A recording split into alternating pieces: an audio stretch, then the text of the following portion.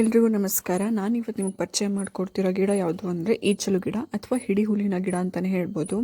ನಮ್ಮ ಮಲೆನಾಡಿನ ಕಡೆ ಈ ಗಿಡ ಎಲ್ಲರಿಗೂ ಗೊತ್ತು. ಈ ಹಿಂದಿನ ಕಾಲದಲ್ಲಿ ಈ ಗಿಡದಿಂದ ಹಿಡಿಯನ್ನು ತಯಾರಿಸ್ತಾಯಿದ್ರು ಮತ್ತು ಚಾಪೆಯನ್ನು ಕೂಡ ತಯಾರಿಸ್ತಾಯಿದ್ರು. ಈ ಹುಲ್ಲನ್ನು ಕಡಿದು ಇದನ್ನು ಬಿಸಿಲಲ್ಲಿ ಒಣಗಿಸಿ ಅದಾದಮೇಲೆ ಇದರಿಂದ ಹಿಡಿಗಳನ್ನು ಕೂಡ ತಯಾರಿ ಮಾಡ್ತಾಯಿದ್ರು.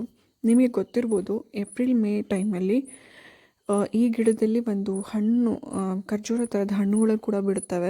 ನೆನಪಿದೆಯಾ? ಏಪ್ರಿಲ್ ಮೇ ಟೈಮಲ್ಲಿ ಸ್ಕೂಲಿಗೆ ರಜಾ ಬಿದ್ದ ತಕ್ಷಣ ಕಾಡಲ್ಲಿ ಅಲ್ದು ಈ ಗಿಡಗಳನ್ನು ಹುಡುಕಿ ಅದರಲ್ಲಿರೋ ಹಣ್ಣುಗಳನ್ನು ತಿನ್ನುವಂಥ ಮಜಾನೇ ಬೇರೆ.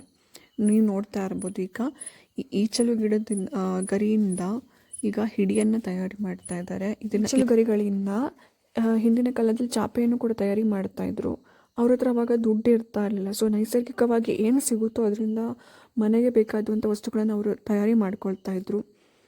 ಈಗ ಅದ್ರ ಬಗ್ಗೆ ಗೊತ್ತೇ ಇಲ್ಲ. ನಾವು ದುಡ್ಡು ಕೊಡ್ತೀವಿ ಅಥವಾ ಆನ್ಲೈನಲ್ಲಿ ಬುಕ್ ಮಾಡ್ತೀವಿ, ತಂದ್ಕೊಳ್ತೀವಿ. ಕಲೆಗಳನ್ನು ನೀವು ನಮ್ಮ ಮಲೆನಾಡಿನ ಕಡೆ ನೋಡಬಹುದು.